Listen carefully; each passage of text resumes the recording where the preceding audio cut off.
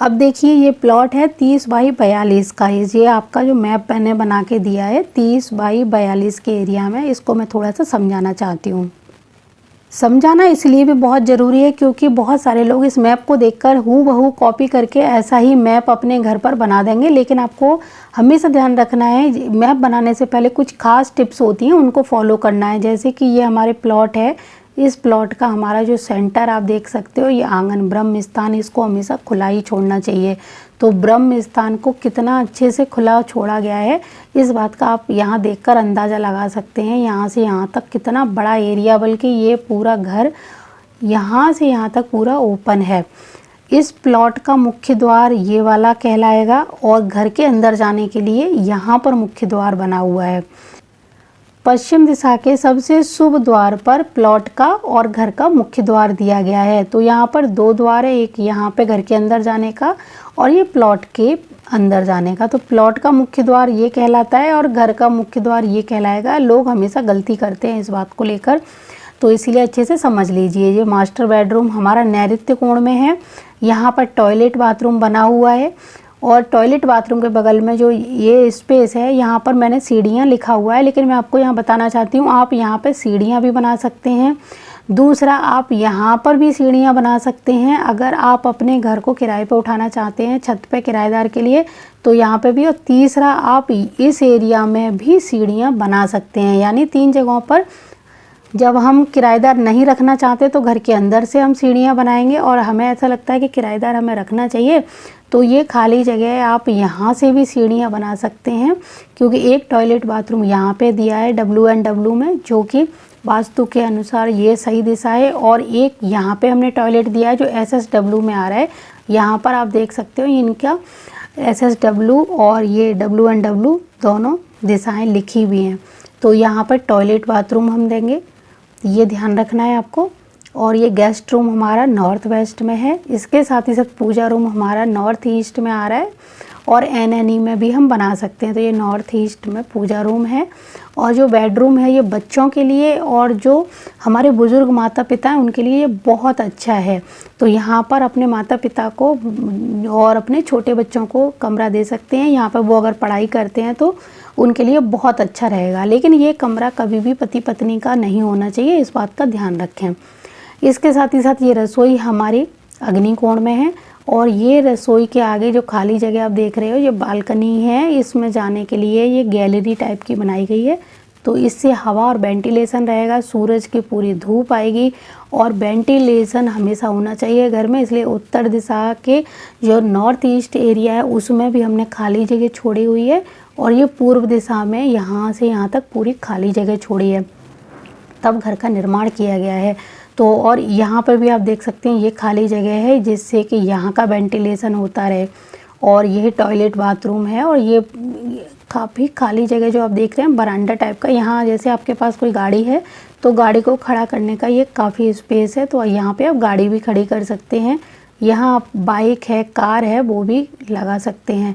तो ये आप देखेंगे कि यहाँ पे कई चीज़ें आपको बहुत अच्छी देखने को मिलेंगी जो वास्तु के अनुसार बहुत ज़रूरी हैं। और यहाँ पे जैसे खिड़की ये आप देख रहे हैं ना, ये खिड़कियाँ बहुत ही ज़्यादा ज़रूरी हैं।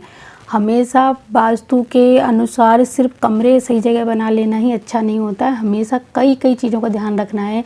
जैसे कि हमारी खिड़कियाँ उत्तर पूर्व दिशा में अधिक हों और खुली होनी चाहिए। और ये दूसरा क्या है, यहाँ का जो ज़रूरी सबसे महत्वपूर्ण टिप्स कि ये वाला जो एरिया है ना, ये नीचा है थोड़ा सा पूरे घर से। यहाँ आप गार्डन बना सकते हैं, जो बालकनी लिखा हुआ है ना, यहाँ आप फूलों के प्लांट लगा सकते हैं, घास लगा सकते हैं। हरे कलर की घास यहाँ पर बहुत ही ज़्यादा शुभ मानी जाती है। और पूरे घर का जो लेवल है उससे ये वाला लेवल थोड़ा सा नीचा रखेंगे तो आपका बहुत ही अच्छा घर बन के तैयार होगा।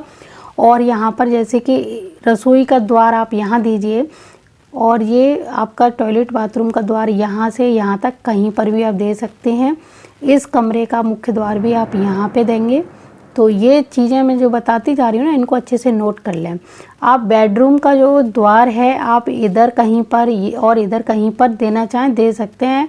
बहुत सारे लोग द्वार को लेकर डर जाते हैं, कहाँ दें। मेन चीज़ होती है मुख्य द्वार, जो हमारा सही जगह पे जब आ जाए। तो अंदर के द्वार कोशिश करें कि जो पूर्व और उत्तर दिशा में जितने भी द्वार जा रहे हैं वो हमारे पॉजिटिव एरिया में ही जा रहे हैं। लेकिन कई बार जब हम इस तरह कमरे बना दें तो इनका द्वार कहीं ना कहीं तो ऐसी जगहों पर जाएगा ही जाएगा, तो इसीलिए आप ध्यान रखें। अब इसका तो आपका पूर्व दिशा में चला जाएगा, लेकिन इस कमरे का इधर दोगे तो अग्नि में जाएगा, इधर दोगे नैऋत्य में जाएगा, इधर दोगे तो पश्चिम में जाएगा। तो ऐसे ध्यान रखो, इसका द्वार आपको इन पूरे एरिया में कहीं पर भी दे सकते हो, क्योंकि हमने जब इस एरिया में बहुत अच्छा सा वेंटिलेशन खोला हुआ है। दूसरा, ये अच्छे एरिया में बना है ये कमरा हमारा, पॉजिटिव जोन में जब कमरा हमारा ये वाला आ रहा है, तब हमें द्वार की चिंता बिल्कुल भी नहीं करनी चाहिए। इसी तरह हमारा पूजा रूम है, पूजा रूम का द्वार आप इधर भी खोल सकते हैं, इधर भी खोल सकते हैं। और अगर इसको कमरा ना बना के डायरेक्ट यहाँ पे लकड़ी का पार्टीशन लगवा के और यहाँ अपने भगवान जी का मंदिर रखना चाहते हैं तो वो भी कर सकते हैं, और ये पूरा एरिया ओपन रहेगा। जो लकड़ी के आजकल मंदिर आ रहे हैं, आप यहाँ पे वो मंदिर भी रख सकते हैं। तीसरी बात ये ध्यान रखें, आपके घर में मेंबर ज़्यादा हैं, अगर आप यहाँ पे सीढ़ियों की जगह कमरा बनाना चाहें तो कमरा भी बना सकते हैं, और सीढ़ियाँ आप यहाँ पे बनाएंगे और उसके नीचे टॉयलेट बाथरूम भी बनाया जा सकता है। इसीलिए सीढ़ियों के लिए कोई एक जगह नहीं, 3 जगह मैंने आपको बता दी। यहाँ पर टॉयलेट बाथरूम के एरिया में सीढ़ियाँ बनाकर उसके नीचे भी टॉयलेट बाथरूम बना सकते हैं, इधर भी आप सीढ़ियाँ बना सकते हैं और यहाँ पर भी सीढ़ियाँ बना सकते हैं। तो 3 चॉइस आपकी हैं, इनमें से कहाँ पर आप बनाना चाहते हैं तो वहाँ पर बना लीजिए। और दूसरी बात यह है कि छत पे अगर आप घर का निर्माण करने जा रहे हैं तो कोशिश करें कि छत के ऊपर ये वाला जो कमरा है ना और ये पूजा रूम, ये 2 ना बनाएं छत के ऊपर। बाकी इस एरिया में अच्छे से आप जैसे नीचे बनाए वैसे ही निर्माण कर सकते हैं। इस एरिया को जितना अच्छे से खुला छोड़ेंगे उतना अच्छा रहेगा।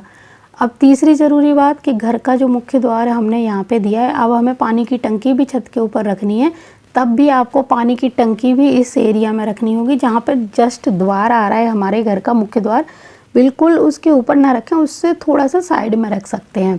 तो आप पानी की टंकी भी इस एरिया में रखेंगे, भूल कर भी इन एरियाओं में पानी की टंकी छत के ऊपर नहीं रखनी है, इस बात का हमेशा ध्यान रखें।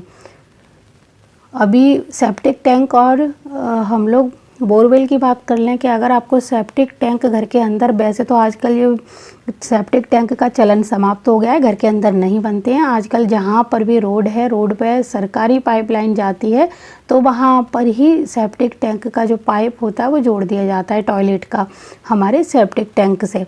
तो हमारा टॉयलेट बाथरूम इधर है और सेप्टिक टैंक गली के बाहर है, तो उसका कोई दोष नहीं है। फिर भी आप ध्यान रखें कि जहाँ पर भी सेप्टिक टैंक गली के बाहर है और आपकी टॉयलेट का जो पाइप है वो उससे जॉइंट हो रहा है, तो उस पाइप को उसी दिशा के अनुसार कलर कर दें अपने पाइप को। अगर वो अग्नि कोण से निकलकर या इस एरिया से दक्षिण वाले एरिया से जा रहा है तो लाल कलर का उस पाइप के मुंह पर पेंट कर दें। अगर वो इस जगह से नैऋत्य के आसपास से जा रहा है तो पीला कर दीजिए, और यहाँ से कहीं से भी जा रहा है तो सफ़ेद कर दीजिए, और यहाँ कहीं से भी अगर जा रहा है तो ये अच्छा नहीं माना जाता है। कोशिश करिए कि आपके घर का टॉयलेट का जो पाइप है वो कभी भी ब्रह्म स्थान और आपका ईशान कोण, अग्नि कोण, इन कोणों से ना निकले तो बहुत ही ज़्यादा अच्छा रहेगा। टॉयलेट इसलिए इस जगह पर बनाइए कि यहाँ पर अगर सीवर का पाइप इधर से आप जोड़ सकते हैं, जहाँ पर भी सीवर लाइन होगी आपकी, तो सीवर की लाइन में घर की टॉयलेट का पाइप जोड़ते समय बस आपको उस दिशा का जो कलर है वो करना है। छत के ऊपर पानी की टंकी मैंने आपको बता दिया, और पानी की ज़मीन के अंदर अंडरग्राउंड वाटर टंकी आपको रखनी है। और आपको अपने घर की नाली का ढलान, यानी बारिश का पानी अगर इकट्ठा करना है तो आप इन जगहों पर करेंगे, यानी उत्तर पूर्व दिशा के एरिया में आप बारिश के पानी का स्टोर करते हैं तो आपको इसके बहुत ही ज़्यादा बेहतरीन परिणाम मिलते हैं, सकारात्मक प्रभाव आपको देखने को मिलते हैं। तो मुझे पूरी उम्मीद है ये जानकारी आपको अच्छी लगी होगी। अगर कोई कमी हो और कुछ और जानना चाहते हो तो मुझे कमेंट करिए, मैं आपके लिए दूसरा वीडियो फिर से तैयार करूँगी।